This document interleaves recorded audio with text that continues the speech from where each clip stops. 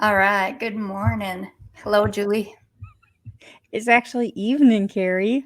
Well, what if they're watching it in the morning? Then I that's suppose they could be watching it anytime, so that's good. As you can see, welcome to Nurses Unscripted, where there's no script and we don't actually know what time we're even doing this. this is the show where there is no purpose but to have fun and have some laughs. So, since this is our second podcast that we will be putting up, we thought it would be fun to bring up some fun nursing memories, some things that kind of make you giggle when you're thinking about them as they happened in the past.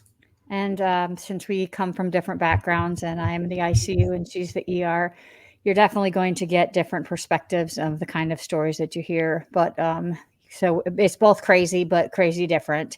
Um, some of it's a little bit risque. So I will let you know ahead of time if we're talking about something that's as sensitive we might not want to hear, um, like too gross for you. But otherwise, why don't we go ahead? Kerri, you want to start with something? Well, I was thinking maybe you could start with your worm story. Oh, that's a good one. Okay. Why would you do that? Because then I'm going to gag. It's okay. We'll Okay. get over it. Okay. So everyone has their thing. I can handle just about anything. You can puke on me. You can poop on me. You can.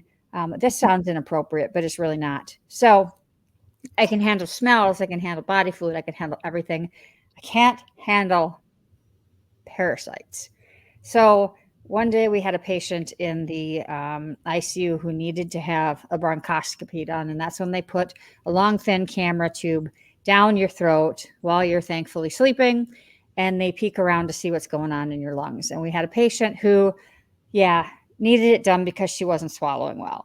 And there's a camera, there's a TV screen attached to the camera so that everybody can see there. And I don't remember why I must have been helping with the sedation and it was all good until we got in there and started seeing. And as the patient's breathing in and out and in and out, there's these little white tentacles going, and everyone started to gag and retch, except, the few who weren't bothered by worm things. And and I'm having a really hard time. Like right now, my skin is crawling. Ugh. Mucus is my other thing. Can't do mucus. I said all body fluids. Can't do. Okay. Anything really that comes from the trachea, I have an issue with. So here we have worms in the trachea. Like this is a double whammy for me. So thankfully, the pulmonologist kept it together, and very shortly afterwards, he goes, "This is not worms. This is spaghetti that's become encrusted in the trachea from something we fed her many moons ago, and it just got all encrusted inside there. So thank God, but it didn't really make it any better for me because it still looked like worms. Okay, thanks for making me go first there. Hey, man, no problem. Yeah. Um, So what grosses you out, Kerri? well, eyeballs actually gross me out. I know I've had a couple times where there's been some little foreign bodies in the eye that I have to help with, and I can get over that. I did see somebody get their eyes removed post mortem, and I handled that okay. But when I heard that there was a patient coming into our department who had removed his own eyes, I asked very politely, please do not put me in that room because I can't handle it. And this poor gentleman, it took him 8 hours to remove his own eyeballs. 8 hours. That is dedication. It is. That's a lot of work. I wouldn't want to. I actually think that'd be pretty cool to see, but yeah, I'm sorry that bothers you so much. I just, No, I'm not sorry. I would actually like to be there watching you see that. you know, I can handle putting my own contacts in. I've even tried to remove contacts from somebody else, but anything else eyeball related just freaks me out. Nice. When I was working as an EMT, we got a fair number of foreign bodies in the eye. You'd be surprised how often it's a man because they're often doing Imagine dumb that. things while they're leaning over the thing they're exploding. So, what's the worst you saw? Not, you mean as an EMT or Yeah. as, What or whatever. The worst eyeball injury you've oh, I seen. haven't seen very many bad eyeball injuries. I mean, certainly if you give a guy a firework, he'll manage to screw himself up with it Oh yeah, or anything exploding, anything exploding. I've Any seen. exploding things. Women very rarely fill 55-gallon drums with explosive chemicals and then light them on fire. No, no, Yeah, not typically. I typically no, but I they often keep all their eyebrows and hair too. I did have a guy whose wife insisted on having candles burning throughout the house, and he was fooling around in the living room and backed into a candle, and he came in with like second and third degree burns on his back. He said, "My wife will not Light ever candles again. light candles again in my Was he living room." was he wearing something flammable? But just a t-shirt. But if you don't realize it right away and part of your loose t-shirt gets it. I don't know. True story. Yeah, educational moment when someone burns themselves, don't cover it with fabric because a lot of fabrics will then become embedded in the wound if it is a deep burn, and the doctors will then be debriding fabric fibers out of the wound for a very long period of time while the patient is very, very unhappy about the situation. True. True that. Uh, Okay, so nursing school, favorite nursing school story? oh. So I remember one of my last days. I was probably a junior, and of course, I'd been a nursing student for a while, or a CNA for a while, and I worked in the ICU. And literally, one patient at a time was just really boring to me. And they put me with the charge nurse for the day, and I just wanted to do something. And she was like taking me into the rooms and introducing me, and then she would do everything. So I was kind of whining about it, like, please allow me to do something, vital sign, something. I just want to get my stethoscope out, whatever.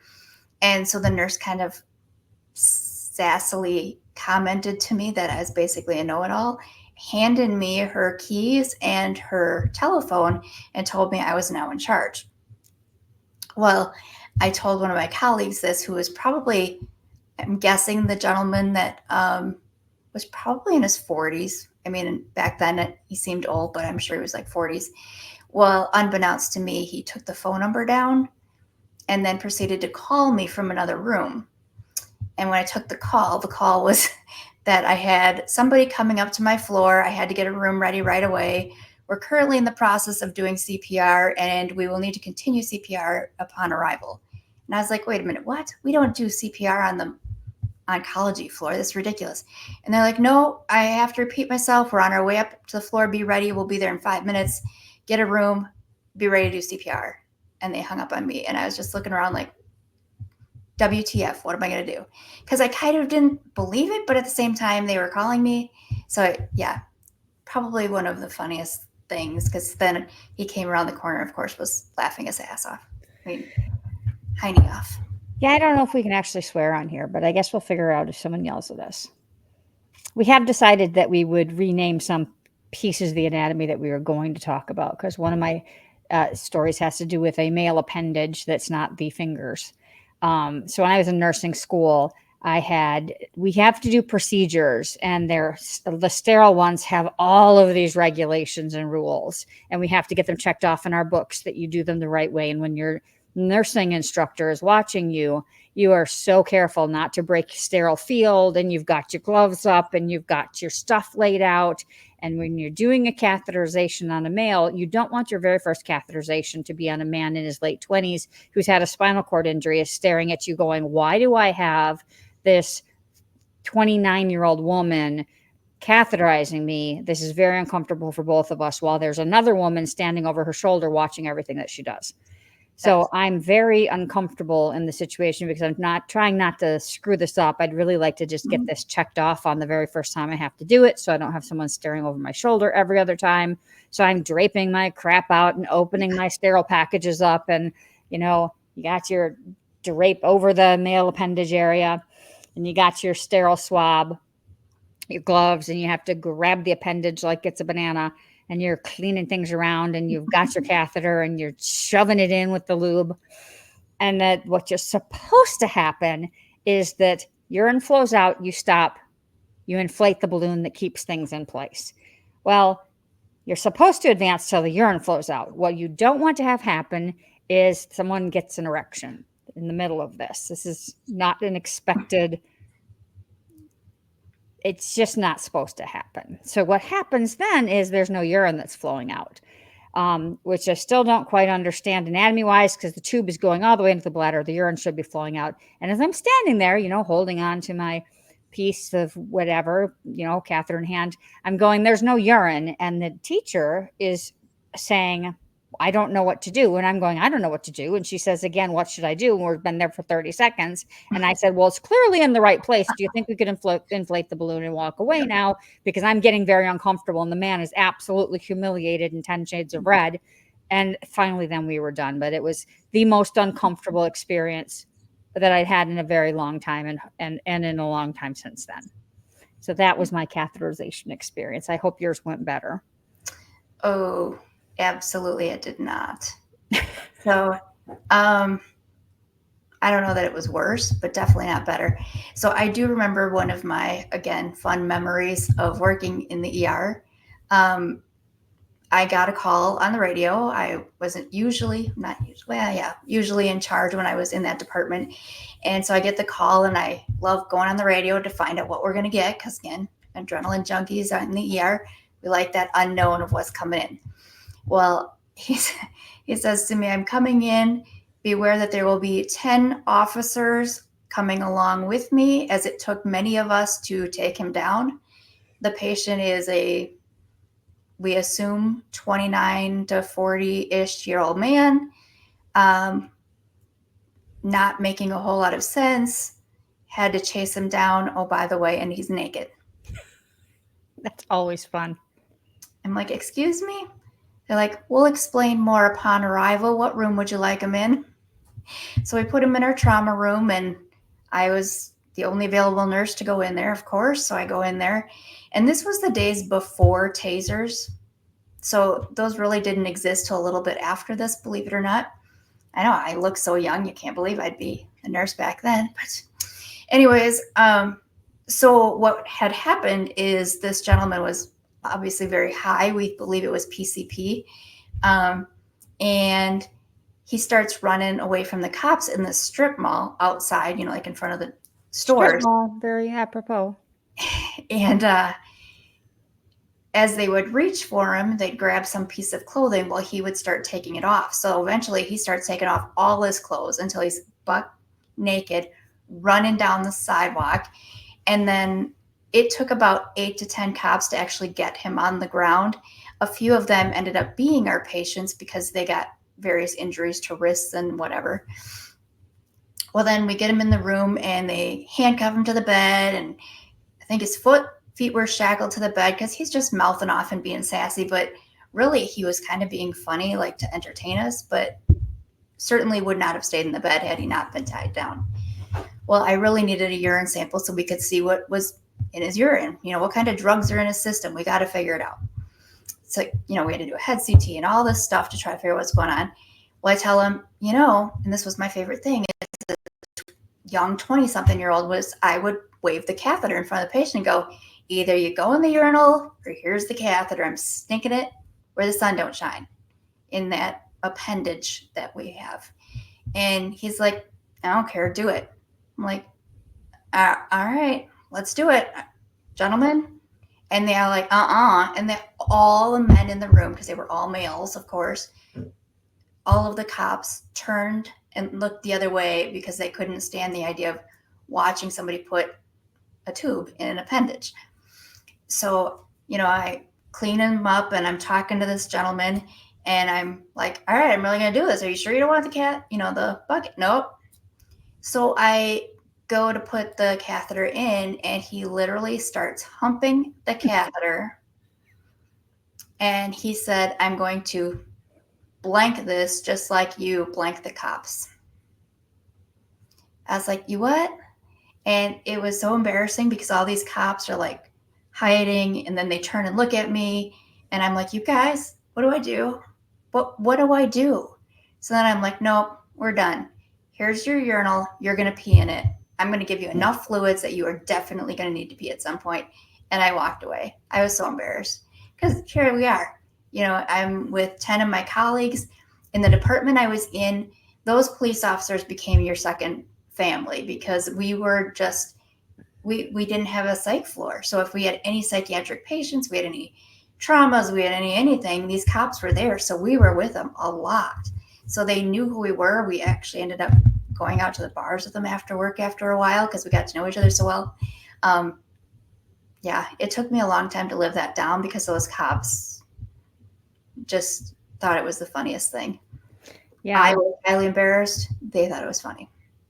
it's hard to live things down. I had an experience once where you don't want to do anything stupid, but you especially don't want to do something that's stupid, but kind of, I don't know, unforgivable.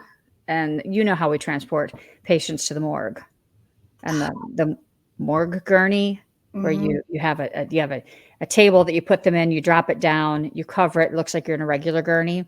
We didn't And have those fancy things. what's that? We never had those fancy things. We just had a cart, and then Oh, you'd have well, we your had a fancy morgue body cart, bag. so people didn't know we were pushing a dead person through the hospital.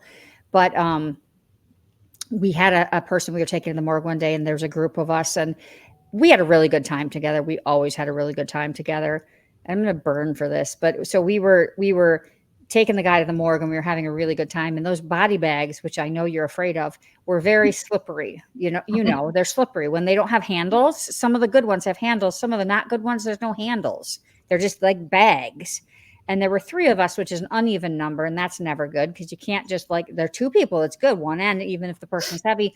Three bad. Three laughing people who are having a good time, very bad. So you can guess what happened. 1, 2, 3. Pick him up, and he went off the other side of the morgue cart in the morgue, and then onto the ground on the other side. And I Gosh. didn't know if I should be appalled or if we should not laugh. And instead, we were all laughing and appalled. And we rescued him off the floor on the other side, and we threw him on the morgue table again. And we were thanking God he didn't have to have an autopsy done. I'm not going to tell you what hospital I worked in. And then we ran and never told a soul that we had done it until now. So thankfully, my career was a long time in many places, and no one will know where that happened to. And I'm very, very sorry to you, sir, that I dropped your corpse on the floor. It was completely unintentional, not my fault. I was not the middle person who put too much oomph in the situation. Yeah, yeah. Like I, I've dealt with many deaths, obviously, as a nurse, um, and we would have to help put people in body bags. But yeah, once I shut that zipper, I don't want to open it back up. Every once in a while, they'd be like, "Oh, we forgot to," I don't know, like sometimes we would put a label with the patient, make sure that they could identify him as soon as they opened the zipper or whatever it was. But I'd be like, zipper shut, I'm not going back in. But I had just dealt with this person who had passed and didn't bother me then. I usually talk to him. I don't know. So do I. When you're bathing them before you put them in, Yeah. yeah. Just have that last little conversation. Maybe they need that. Isn't it funny how there's like when they're here and when they're not here, and it's just so different? Yeah. Yeah, it's just there's a big difference. There's a big difference. Um, so have you ever had anybody projectile vomit as they're dying? I mean, I did neuro ICU for a long time. So when somebody's brain herniates, and that's when it's Mm-hmm. probably should have got this is a warning about something gross. I'm going to talk about something gross now. If you have a problem with vomit. So if somebody's brain swells too much, the brain eventually herniates out the bottom of the brain pan down into the bottom of the brain stem. All that extra pressure then causes is this funny? It's funny gross. That's not the funny part. That's the sad part. I don't. Okay. Anyway, it was funny to me. I don't know. That's because we're nurses, I guess. It's not funny when this happens. It's not. Um, man, I shouldn't have started this conversation. Um, anyway, that's bad. When it happens, it's bad. It's all bad. It's sad. What happens though is after that happens, sometimes, and I will say this has happened more than once in my career, the person then is brain dead. Okay, they're gone. Right? That's not there. they will sit up in the bed, already dead, and vomit will project out their mouths 8, 10, Nuh-uh. 12 feet across the room. So the family, of course, is then thinking, what the mother heck is happening right now? Have they been reanimated as some sort of ghoul? And how can someone possibly vomit that far across the room? And we try not. Death's a whole nother thing. We'll address death another time. This was all about vomit. The question was supposed to be, have you ever had a projectile vomit incident? I have, but not in death. I do. See, now you got too many stories in my head. All right. So my projectile vomiting story. Um, so I again was in the ER and we had a trauma coming in. It was a like 12 to 14-year-old male. I don't remember exact age. But anyways, he came in because he had fallen off his handle or over the handlebars, no helmet on, of course. So he had a bit of a head injury, so they brought him in. Well, I'm taking care of the patient and getting the IV in and doing all the fun things. The doctor and the dad were on the other side of the bed. And on that side of the bed is where all the equipment is. So, if you need an emesis basin, if you need, a syringe, you need towels, blankets, whatever, it's all right there behind him. Well, I'm talking to the patient, and all of a sudden he starts projectile vomiting, which, if you don't know, means that you don't just, we just talked about this, didn't we? Never mind. Anyways, so I turn him on his side so that, he can't choke on his own vomit. And as I do that, the projectile vomiting gets turned towards me. So now I'm getting it all over me. And the doctor is just standing there talking to the dad, really not even paying attention. So I'm like, we'll call him Smith. Dr. Smith, no response. Didn't even look in my direction. Try it again, no response. And finally, I call him by his first name. Hey, James. Again, fake name. But hey, James. And he looks at me. I'm like, Bucket, give me an emesis basin, something. Because I was literally, oh my God, it was a lot. And you can't help it. You had a head injury, right? And you're feeling sick. But that doctor almost had a head injury after that. I was ready to bop him right in the head. Yeah, the bodily fluid bath, that's always great at work. So prior warning, I'm going to talk about something really disgusting that some of you may have a problem with, and it's poop. But this is not just any kind of poop. This is lactulose poop.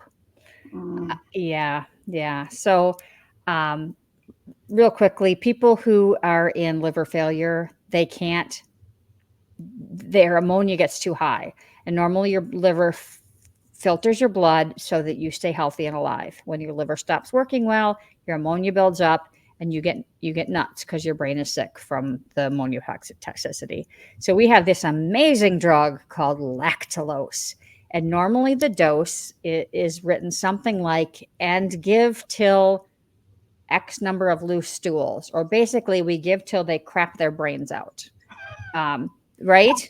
You don't give it as much down in the ER, thankfully. Well, usually we would give it to him and then we'd send him up to the floor. Yes, this is a specialty to the ICU nurses because when we get them, they're typically completely altered. Their mental status is completely altered. They're sick as crap, and they're combative because they're out of their heads from high ammonia levels, and they have other issues. So we're working with blood pressure, and we're giving them meds that make them this is not just diarrhea. This is slick, liquid, disgustingly thin, runny diarrhea from a person that doesn't know they have to go to the bathroom generally. If you're lucky, they might yell, toilet, in which case, by the time you get them out of the bed, because they're covered, it's about like that, right? They're covered they have IV lines and poles and monitors and heart wires to their heart and pulse ox. So by the time you move them anyway, suddenly there's diarrhea flooding the floor in your shoes. So then you have a cleanup on aisle 9 that extends 10 feet across your room. So you have to suddenly decontaminate your whole room, change the bed. I mean, that had happened frequently, but I had a really special case once when I was floating to the trauma unit. And you would be amazed. So we went in and you'd be amazed how much can fill a bed. let's just say someone was floating in their own pond. Yeah, No. like a pond. And as we're trying to change the bed, Mm. we're trying to gather the linens because we have a skill. It's a magical skill of bed changing while somebody's still in the bed. And you don't actually have to get them out of the bed then to change their beds. But when you're sleeping in your own pond of poo and we're That- trying to move it, there comes a point where there's just too much poo in the pond and pond overflows like if it's actually a pool and somebody popped the pool. And then the pond of poo comes out the side and it's just running down the side over everyone. Are you gagging at? No. And there's no running from it. And also, normally people don't bring an entirely new change of everything down to your underwear and bra and shoes and socks to work with them, although you really ought to. If you become an ICU nurse, consider that with you. In our line of work, yes, you should. Yeah, and the stench is unbelievable. Like there's a couple smells of poo that are identifiable by their stench, and C. two of diff. them are very hard to tolerate. So everybody's running around with like and this is back before N95s meant COVID, but you got an N95 mask. And have you ever tried the shaving cream over the front trick? You've never No. seen that? No. Oh, the CNAs have so many tricks. You spray shaving cream all over the front of your mask, and it kind of helps. Then you have shaving cream covered crap smell.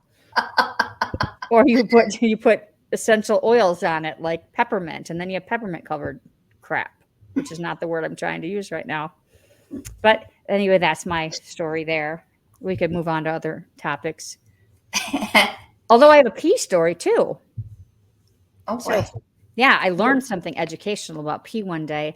You know how when you're taking care of somebody who's got a communicable disease, you're so exceptionally careful. I mean, you're careful with other people, but when you go up and you're like, okay, the person has HIV or the person has hepatitis, You're more you take cautious. an extra level of care, right? Right. So when you're emptying their catheter and you're dumping their urine, you're like, I'm going to be really, really careful here. And then all of a sudden the catheter tube disconnects and Oh no. and this giant thing of urine comes flying through the air and you're watching it come and it splashes straight in your eyeballs. You're sitting on the floor and the first thing you're thinking that goes through your head is Hep A, Hep B, Hep C, Hep I. It like some stupid rhyme because there's a hepatitis for every letter of the alphabet. Why not I? So I did find after a long day that hepatitis cannot be transmitted through the eyeball. It can be transmitted through so many other mucous membranes, but not the eyeball. So the moral of the story is I don't know what the moral is. That sometimes crap happens. all right.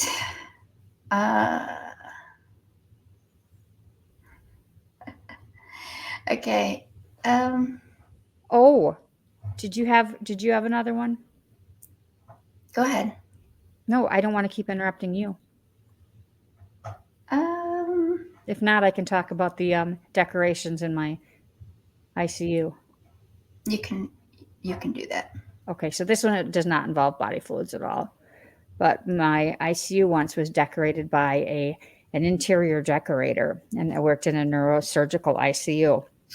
So the one thing about neurosurgical patients is they like things calm and they like things the same, and their brains aren't happy. They're overstimulated by everything. So if they really want zen and peace.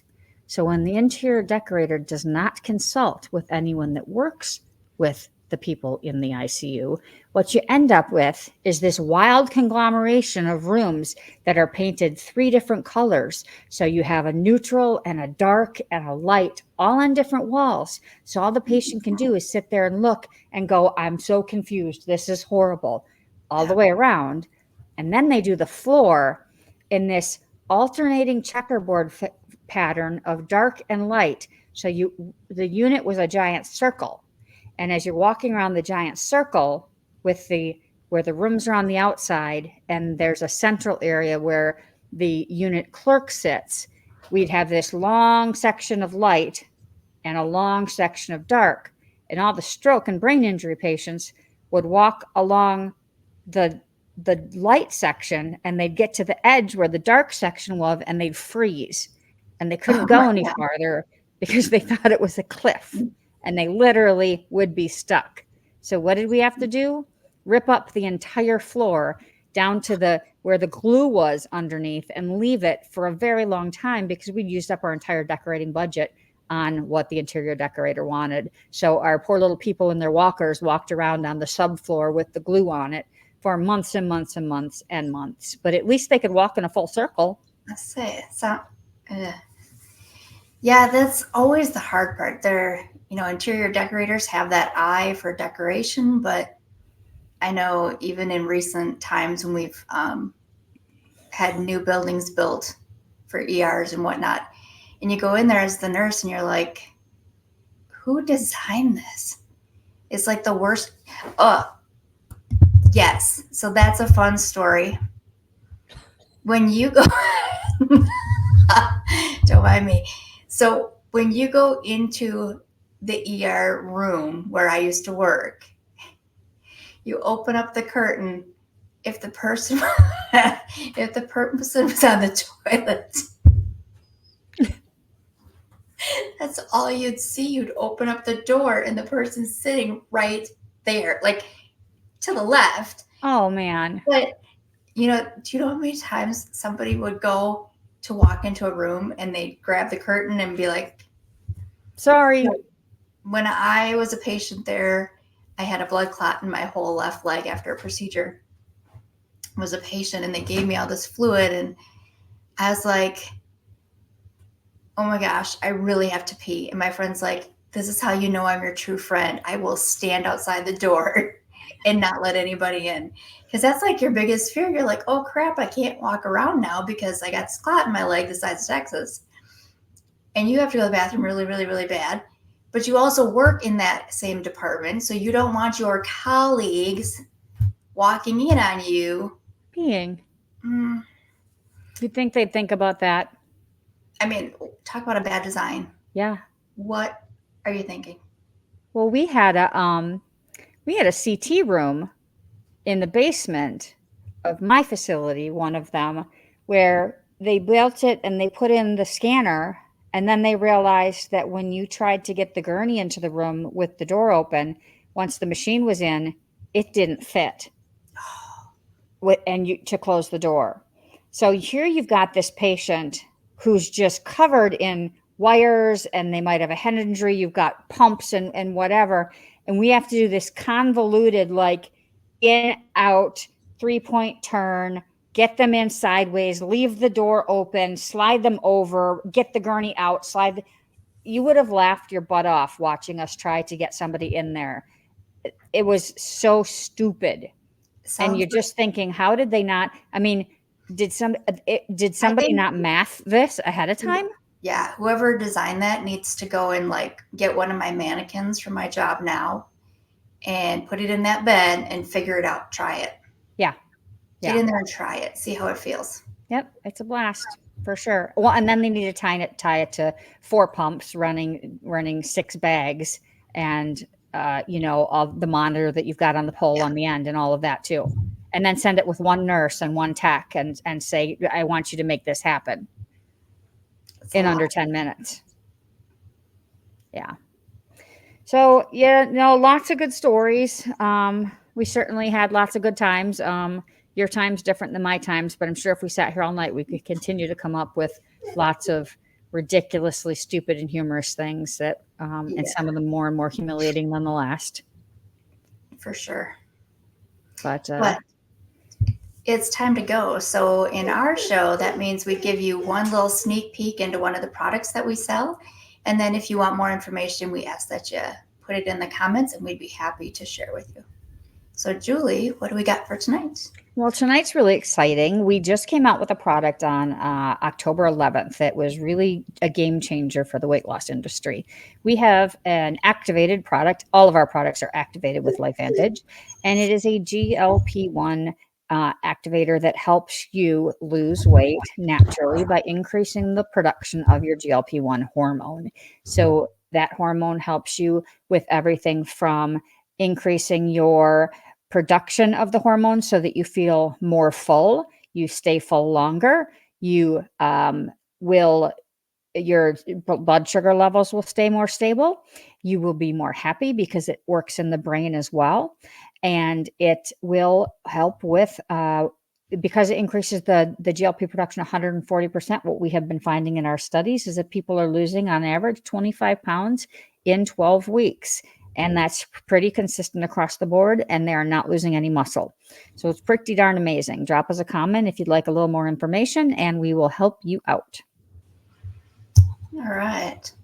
Well, thanks for hanging out with me tonight. It was a Yep. lot of And fun. thanks for putting up with us when we have no script and Nurses Unscripted. Have a great day. Have a great night.